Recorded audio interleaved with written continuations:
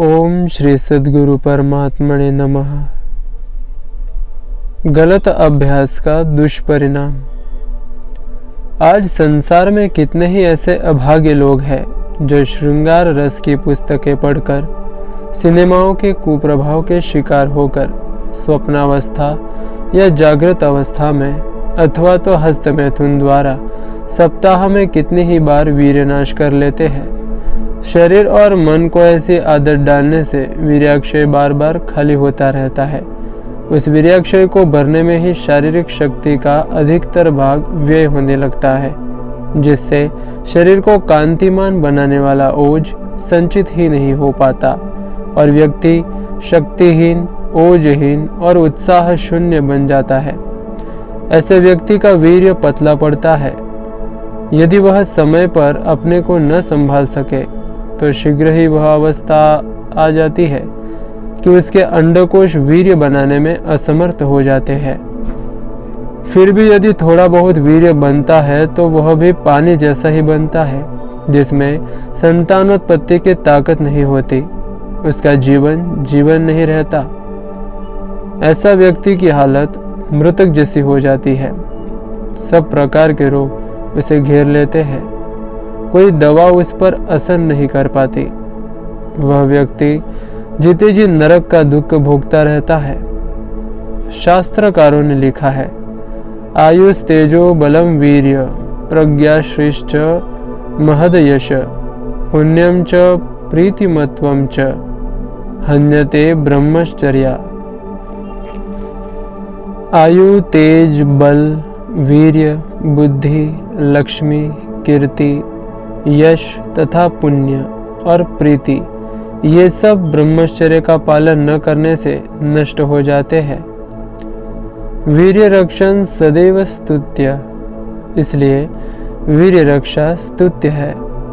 अथर्ववेद में कहा गया है, अति सृष्टो अपा वृषभो तिसृष्टा अग्नयो दिव्या इदम तमति सृजामि तम माभ्यवन्निक्षिः। अर्थात शरीर में व्याप्त वीर्य रूपी जल को बाहर ले जाने वाले, शरीर से अलग कर देने वाले काम को मैंने हटा दिया है। अब मैं इस काम को अपने से सर्वथा दूर फेंकता हूँ। मैं इस आरोग्यता बल बुद्धि नाशक काम का कभी शिकार नहीं होऊंगा। और इस प्रकार के संकल्प से अपने जीवन का निर्माण न करके जो व्यक्ति वीर्यनाश करता रहता है, उसकी क्या गति होगी, इसका भी अथर्ववेद में उल्लेख आता है। रुजनम परिरुजनम मृणन परिमृणन म्रोको मनोह खनो निर्दाह आत्मदूषिस्तनुदूषी ही। यह काम रोगी बनाने वाला है, बहुत बुरी तरह रोगी करने वाला है। मृणन यानी मार देने वाला है। परिमृणन यानी बहुत बुरी तरह मारने वाला है। यह टेढ़ी चाल चलता है, मानसिक शक्तियों को नष्ट कर देता है। शरीर में से स्वास्थ्य, बल, आरोग्यता आदि को खोद खोद कर बाहर फेंक देता है। शरीर की सब धातुओं को जला देता है। आत्मा को मलिन कर देता है। शरीर के वात, पित्त, कफ को दूषित करके उसे तेजोहीन बना देता है। ब्रह्मचर्य के बल से ही अंगारपर्ण जैसे बलशाली गंधर्वराज को अर्जुन ने पराजित कर दिया था। अर्जुन और अंगारपर्ण गंधर्व। अर्जुन अपने भाइयों सहित द्रौपदी के स्वयंवर स्थल पांचाल देश की ओर जा रहा था।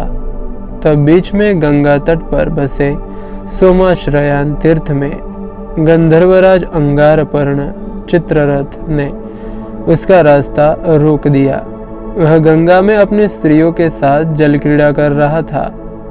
उसने पांचों पांडवों को कहा, मेरे यहाँ रहते हुए राक्षस, यक्ष, देवता अथवा मनुष्य कोई भी इस मार्ग से नहीं जा सकता। तुम लोग जान की खैर चाहते हो तो लौट जाओ। तब अर्जुन ने कहता है, मैं जानता हूँ कि संपूर्ण गंधर्व मनुष्य से अधिक शक्तिशाली होते हैं, फिर भी मेरे आगे तुम्हारी दाल नहीं गलेगी। तुम्हें जो करना हो सो करो, हम तो इधर से ही जाएंगे। अर्जुन के इस प्रतिवाद से गंधर्व बहुत क्रोधित हुआ और उसने पांडवों पर तीक्ष्ण बाण छोड़े।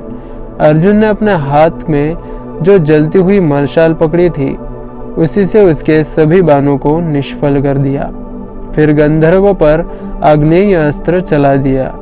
अस्त्र के तेज से गंधर्व का रथ जलकर भस्म हो गया और वह स्वयं घायल एवं अचेत होकर मुंह के बल गिर पड़ा। यह देखकर उस गंधर्व की पत्नी कुमिन्नसी बहुत घबराई और अपने पति की रक्षार्थ युधिष्ठिर से प्रार्थना करने लगी। तब युधिष्ठिर ने अर्जुन से उस गंधर्व को अभय दान दिलवाया। जब वह अंगारपर्ण होश में आया तब बोला, अर्जुन, मैं परास्त हो गया, इसलिए अपने पूर्व नाम अंगारपर्ण को छोड़ देता हूँ। मैं अपने विचित्र रथ के कारण चित्ररथ कहलाता था। वह रथ भी आपने अपने पराक्रम से दग्ध कर दिया है, अतः अब मैं दग्धरथ कहलाऊंगा। मेरे पास चाक्षुषी नामक विद्या है, जिसे मनु ने सोम को, सोम ने विश्वावसु को और विश्वावसु ने मुझे प्रदान की है। वह गुरु की विद्या यदि किसी कायर को मिल जाए तो नष्ट हो जाती है। जो 6 महीने तक एक पैर पर खड़ा रहकर तपस्या करे, वह इस विद्या को पा सकता है। परंतु अर्जुन, मैं आपको ऐसी तपस्या के बिना ही यह विद्या प्रदान करता हूँ। इस विद्या की विशेषता यह है कि तीनों लोकों में कहीं भी स्थित किसी वस्तु को आंख से देखने की इच्छा हो तो उसे उसी रूप में इस विद्या के प्रभाव से कोई भी व्यक्ति देख सकता है। अर्जुन, इस विद्या के बल पर हम लोग मनुष्य से श्रेष्ठ माने जाते हैं और देवताओं के तुल्य प्रभाव दिखा सकते हैं। इस प्रकार अंगारपर्ण ने अर्जुन को चाक्षुषी विद्या, दिव्य घोड़े एवं अन्य वस्तुएं भेंट की। अर्जुन ने गंधर्व से पूछा, गंधर्व, तुमने हम पर एकाएक आक्रमण क्यों किया और फिर हार क्यों गए? तब गंधर्व ने बड़ा मर्म भरा उत्तर दिया।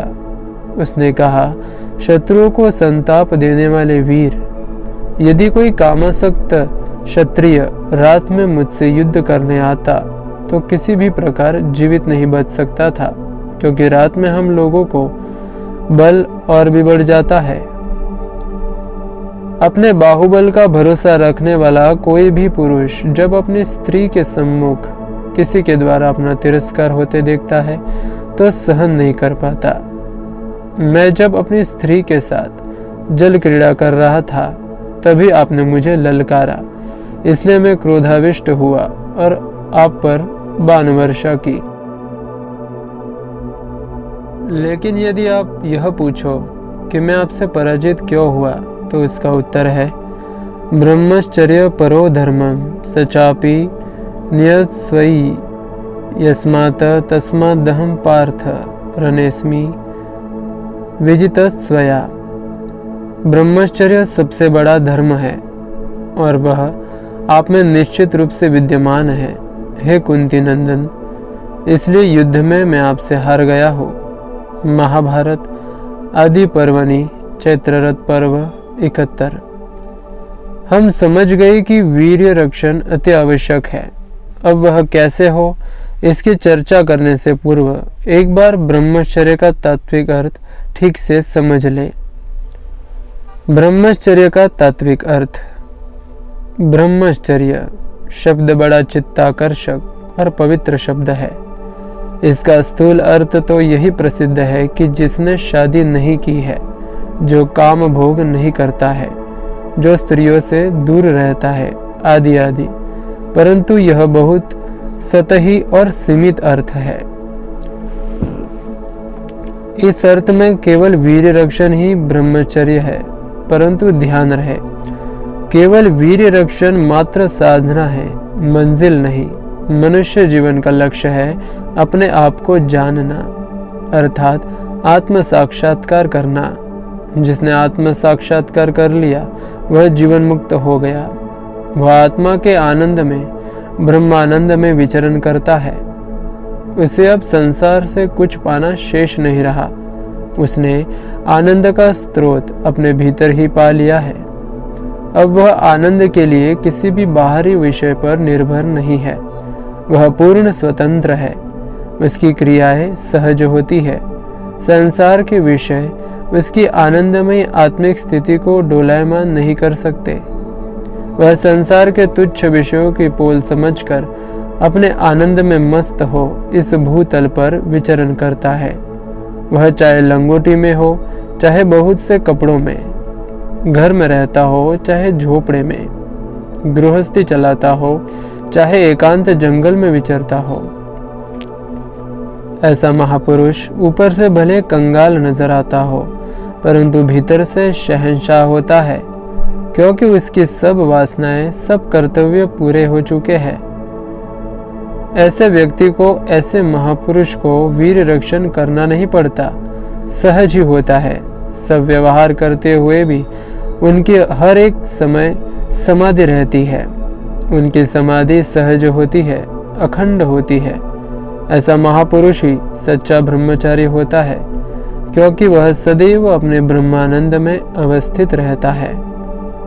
स्थूल अर्थ में ब्रह्मचर्य का अर्थ जो वीर रक्षण समझा जाता है, उस अर्थ में ब्रह्मचर्य श्रेष्ठ व्रत है, श्रेष्ठ तप है, श्रेष्ठ साधना है, और इस साधना का फल है आत्मज्ञान, आत्म साक्षात्कार। इस फल प्राप्ति के साथ ही ब्रह्मचर्य का पूर्ण अर्थ प्रकट हो जाता है।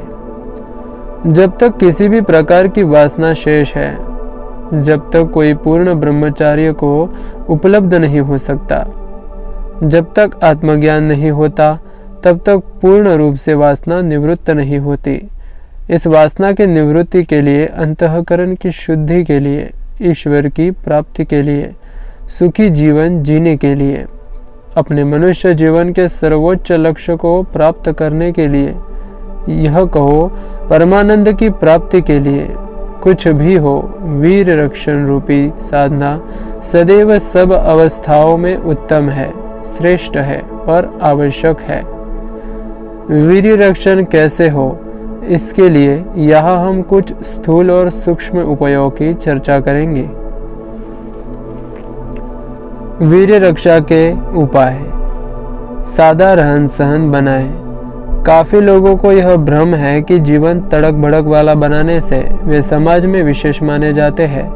वस्तुतः ऐसी बात नहीं है। इससे तो केवल अपने अहंकार का ही प्रदर्शन होता है। लाल रंग के भड़कीले एवं रेशमी कपड़े नहीं पहनो। तेल फुलेल और भांति भांति के इत्रों का प्रयोग करने से बचो। जीवन में जितनी तड़क भड़क बढ़ेगी, इंद्रियां उतनी चंचल हो उठेगी। फिर वीर रक्षा तो दूर की बात है। इतिहास पर भी हम दृष्टि डालें तो महापुरुष हमें ऐसे ही मिलेंगे जिनका जीवन प्रारंभ से ही सादगीपूर्ण था।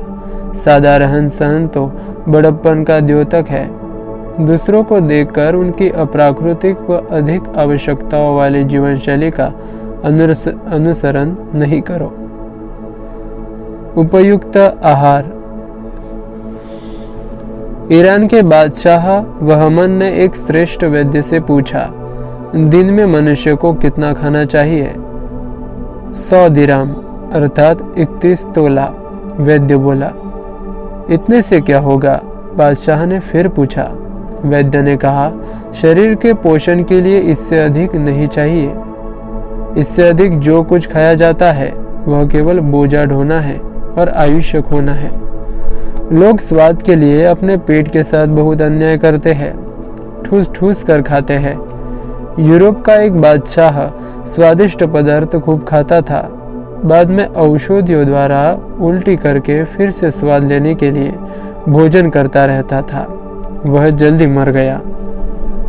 आप स्वाद लोलुप नहीं बनो, जीवा को नियंत्रण में रखो।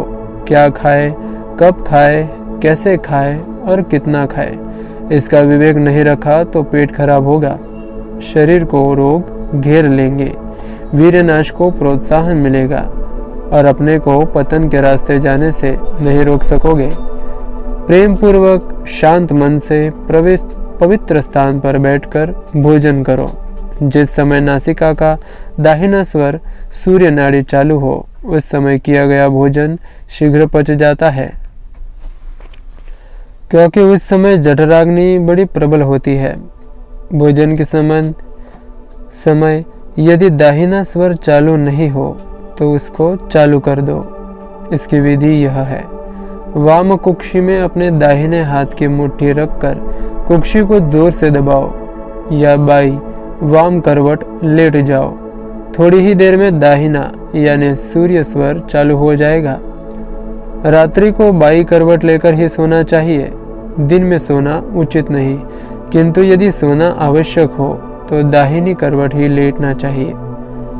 एक बात का खूब ख्याल रखो, यदि पेय पदार्थ लेना हो तो जब चंद्र यानी बाया स्वर चालू हो तभी लो। यदि सूर्य दाहिना स्वर चालू हो और आपने दूध, कॉफी, चाय, पानी या कोई पेय पदार्थ लिया तो वीर्यनाश होकर रहेगा। खबरदार, सूर्य स्वर चल रहा हो तब कोई पेय पदार्थ न पियो। उस समय यदि पेय पदार्थ पीना पड़े तो दाहिना नथुना बंद करके बाएं नथुने से श्वास लेते हुए ही पियो। रात्रि को भोजन कम करो। भोजन हल्का सुपाच्य हो। बहुत गर्म गर्म और देर से पचने वाला गरिष्ठ भोजन रोग पैदा करता है। अधिक पकाया हुआ, तेल में तला हुआ, मिर्च मसाले युक्त, तीखा, खट्टा, चटपटेदार भोजन वीर्य नाड़ियों को शुद्ध करता है। अधिक गर्म भोजन और गर्म चाय से दांत कमजोर होते हैं, वीर्य भी पतला पड़ता है। भोजन खूब चबा चबा कर करो। थके हुए हो तो तत्काल भोजन न करो। भोजन के तुरंत बाद परिश्रम न करो। भोजन के पहले पानी न पियो। भोजन के बीच में तथा भोजन के एकाध घंटे के बाद पानी पीना हितकर होता है। रात्रि को संभव हो तो फलाहार लो। अगर भोजन लेना पड़े तो अल्पाहार ही करो। बहुत रात के भोजन या फलाहार करना हितावह नहीं है। कब्ज की शिकायत हो तो 50 ग्राम लाल फिटकरी तवे पर फुलाकर कूटकर कपड़े से छानकर बोतल में भर लो। रात्रि में 15 ग्राम सौंफ एक गिलास पानी में भिगो दो। सुबह उसे उबालकर छान लो और 1.5 ग्राम फिटकरी का पाउडर मिलाकर पी लो। इससे कब्ज व बुखार भी दूर होता है। कब्ज तमाम बीमारियों की जड़ है, इसे दूर करना आवश्यक है। भोजन में पालक, परवल, मेथी, बथुआ आदि हरी तरकारियां, दूध, घी, छाछ, मक्खन, पके हुए फल आदि विशेष रूप से लो। इससे जीवन में सात्विकता बढ़ेगी। काम, क्रोध, मोह आदि विकार घटेंगे। हर कार्य में प्रसन्नता और उत्साह बना रहेगा। रात्रि में सोने से पूर्व गर्म गर्म दूध नहीं पीना चाहिए, इससे रात को स्वप्न दोष हो जाता है। कभी भी मलमूत्र की शिकायत हो तो उसे रोको नहीं। रोके हुए मल से भीतर की नाड़ियां शुद्ध होकर वीर्यनाश कराती है। पेट में कब्ज होने से ही अधिकांशतः रात्रि को वीर्यपात हुआ करता है। पेट में रुका हुआ मल वीर्य नाड़ियों पर दबाव डालता है तथा कब्ज की गर्मी से ही नाड़ियां शुभित होकर वीर्य को बाहर धकेलती है। इसलिए पेट को साफ रखो। इसके लिए कभी कभी त्रिफला चूर्ण या संत कृपा चूर्ण या इसबगुल पानी के साथ लिया करो। अधिक तिक्त, खट्टी, चरपरी और बाजारू औषधियाँ उत्तेजक होती है, उनसे बचो। कभी कभी उपवास करो। पेट को आराम देने के लिए कभी कभी निराहार भी रह सकते हो तो अच्छा है। आहारम पचति शिखी दोषानम आहार वर्जितः, अर्थात पेट की अग्नि आहार को पचाती है और उपवास दोषों को पचाता है। उपवास से पाचन शक्ति बढ़ती है। उपवास अपनी शक्ति के अनुसार ही करो। ऐसा न हो कि एक दिन तो उपवास किया और दूसरे दिन मिष्ठान, लड्डू आदि पेट में ठूस ठूस कर उपवास की सारी कसर निकाल दी। बहुत अधिक भूखा भी रहना अच्छा नहीं है, ठीक नहीं है। वैसे उपवास का सही अर्थ तो होता है ब्रह्म के, परमात्मा के निकट रहना। उप यानी समीप और वास यानी रहना। निराहार रहने से भगवत भजन और आत्मचिंतन में मदद मिलती है। वृत्ति अंतर्मुख होने से काम विकार को पनपने का मौका ही नहीं मिल पाता। मद्यपान, प्याज, लहसुन, मांसाहार से वीर्य क्षय में मदद करते हैं, अतः इनसे अवश्य बचो। शिश्नेन्द्रिय स्नान। शौच के समय एवं लघु शंका के समय साथ में गिलास अथवा लोटे में ठंडा जल लेकर जाओ और उसे शिश्नेन्द्रिय को धोया करो। कभी कभी उस पर ठंडे पानी की धार किया करो। इससे कामवृत्ति का शमन होता है और स्वप्न दोष नहीं होता। उचित आसन एवं व्यायाम करो। स्वस्थ शरीर में स्वस्थ मन का निवास होता है। अंग्रेजी में कहते हैं a healthy mind resides in a healthy body. जिसका शरीर स्वस्थ नहीं रहता उसका मन अधिक विकारग्रस्त होता है। इसलिए रोज प्रातः व्यायाम एवं आसन करने का नियम बना लो। रोज प्रातः काल 3-4 मिनट दौड़ने और तेजी से टहलने से भी शरीर को अच्छा व्यायाम मिल जाता है। सूर्य नमस्कार 13 अथवा इससे अधिक किया करो तो उत्तम है। इसमें आसन व व्यायाम दोनों का समावेश होता है। व्यायाम का अर्थ पहलवान की तरह मांसपेशियां बढ़ाना नहीं है। शरीर को योग्य कसरत मिल जाए ताकि इसमें रोग प्रवेश न करे और शारीरिक तथा मन स्वस्थ रहे, इतना ही उसमें हेतु है। व्यायाम से भी अधिक उपयोगी आसन है। आसन शरीर के समुचित विकास एवं ब्रह्मचर्य साधना के लिए अत्यंत उपयोगी सिद्ध होते हैं। इनसे नाड़ियां शुद्ध होकर सत्वगुण की वृद्धि होती है। वैसे तो शरीर के अलग अलग अंगों की पुष्टि के लिए अलग अलग आसन होते हैं, परंतु वीर रक्षा की दृष्टि से मयूरासन, पाद पश्चिमोत्तासन, सर्वांगासन थोड़ी बहुत सावधानी रखकर हर कोई कर सकता है। इनमें से पाद पश्चिमोत्तानासन तो बहुत ही उपयोगी है। आश्रम में आने वाले कई साधकों का यह निजी अनुभव है। किसी कुशल योग प्रशिक्षक से यह आसन सीख लो और प्रातः काल खाली पेट शुद्ध हवा में किया करो। शौच, स्नान, व्यायाम आदि के पश्चात ही आसन करने चाहिए। स्नान से पूर्व सूखे तौलिए अथवा हाथों से सारे शरीर को खूब रगड़ो। इस प्रकार के घर्षण से शरीर में एक प्रकार की विद्युत शक्ति पैदा होती है जो शरीर के रोगों को नष्ट करती है। श्वास तीव्र गति से चलने पर शरीर में रक्त ठीक संचरण करता है और अंग प्रत्यंग के मल को निकालकर फेफड़ों में लाता है। फेफड़ों में प्रविष्ट शुद्ध वायु रक्त को साफ कर मल को अपने साथ बाहर निकाल ले जाती है। बचा कुचा मल पसीने के रूप में त्वचा के छिद्रों द्वारा बाहर निकल जाता है। इस प्रकार शरीर पर घर्षण करने के बाद स्नान करना अधिक उपयोगी है, क्योंकि पसीने द्वारा बाहर निकला हुआ मल उससे धुल जाता है, त्वचा के छिद्र खुल जाते हैं और बदन में स्फूर्ति का संचार होता है। ब्रह्म मुहूर्त में उठो। स्वप्न दोष अधिकांशतः रात्रि के अंतिम प्रहर में हुआ करता है, इसलिए प्रातः 4-4:30 बजे यानी ब्रह्म मुहूर्त में ही शैया का त्याग कर दो। जो लोग प्रातः काल देरी तक सोते रहते हैं उनका जीवन निस्तेज हो जाता है। दुर्व्यसनों से दूर रहो। शराब एवं बीड़ी, सिगरेट, तंबाकू का सेवन मनुष्य की काम वासना को उद्दीप्त करता है। कुरान शरीफ के अल्लाह पाक त्रिकोल रोशल के सिपारा में लिखा है कि शैतान का भड़काया हुआ मनुष्य ऐसा नशा युक्त चीजों का उपयोग करता है।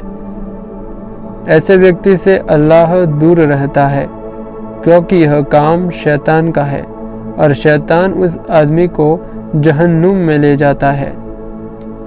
नशीली वस्तुओं के सेवन से फेफड़े और हृदय कमज़ोर हो जाते हैं, सहन शक्ति घट जाती है और आयुष्य भी कम हो जाता है। अमेरिकी डॉक्टरों ने खोज करके बतलाया है कि नशीली वस्तुओं के सेवन से काम भाव उत्तेजित होने पर वीर्य पतला और कमजोर पड़ जाता है। सत्संग करो। आप सत्संग नहीं करोगे तो कुसंग अवश्य होगा। इसलिए मन, वचन, कर्म से सदैव सत्संग का ही सेवन करो। जब जब चित्त में पतित विचार डेरा जमाने लगे, तब तब तुरंत सचेत हो जाओ और वह स्थान छोड़कर पहुंच जाओ किसी सत्संग के वातावरण में, किसी मित्र या सत्पुरुष के सानिध्य में। वहां वे कामी विचार बिखर जाएंगे और आपका तन मन पवित्र हो जाएगा। यदि ऐसा नहीं किया तो वे पतित विचार आपका पतन किए बिना नहीं छोड़ेंगे, क्योंकि जो मन में होता है देर सवेर उसी के अनुसार बाहर की क्रिया होती है। फिर तुम पछताओगे कि हाय, यह मुझसे क्या हो गया। पानी का स्वभाव है नीचे की ओर बहना, वैसे ही मन का स्वभाव है पतन की ओर सुगमता से बढ़ना। मन हमेशा धोखा देता है, वह विषयों की ओर खींचता है, कुसंगति में सार दिखाता है, लेकिन वह पतन का रास्ता है। कुसंगति में कितना ही आकर्षण हो, मगर जिसके पीछे हो गम की कतारें, भूलकर उस खुशी से न खेलो। अभी तक गत जीवन में आपका कितना भी पतन हो चुका हो, फिर भी सत्संगति करो। आपके उत्थान की अभी भी गुंजाइश है। बड़े बड़े दुर्जन भी सत्संग से सज्जन बन गए हैं। शठ सुधरहि सत्संगति पाई। सत्संग से वंचित रहना अपने पतन को आमंत्रित करना है। इसलिए अपने नेत्र, कर्ण, त्वचा आदि सभी को सत्संग रूपी गंगा में स्नान कराते रहो, जिससे काम विकार आप पर हावी न हो सके। शुभ संकल्प करो। हम ब्रह्मचर्य का पालन कैसे कर सकते हैं? बड़े बड़े ऋषि मुनि भी इस रास्ते पर फिसल पड़ते हैं। इस प्रकार के हीन विचारों को तिलांजलि दे दो और अपने संकल्प बल को बढ़ाओ। शुभ संकल्प करो। जैसा आप सोचते हो वैसा ही आप हो जाते हो। यह सारी सृष्टि संकल्पमय है। दृढ़ संकल्प करने से वीर रक्षण में मदद होती है और वीर रक्षण से संकल्प बल बढ़ता है। विश्वासो फलदायकः। जैसा विश्वास और जैसी श्रद्धा होगी वैसा ही फल प्राप्त होगा। ब्रह्मज्ञानी महापुरुषों में यह संकल्प बल असीम होता है। वस्तुतः ब्रह्मचर्य की तो वे जीती जागती मूर्ति ही होते हैं।